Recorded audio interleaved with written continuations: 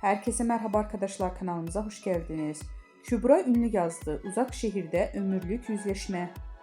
Kanal D'nin reytingler rekoru kıran dizisi Uzak Şehir yeni bölümüyle ekranlara geldi. Ozan Akbaba ve Sinem Ünsal'ın başrollerini paylaştığı ve usta oyuncunun yer aldığı aynı yapımı imzasıyla taşıyan Uzak Şehir'den ömürlük yüzleşmelerin sahnelendiği dakikalar yaşandı.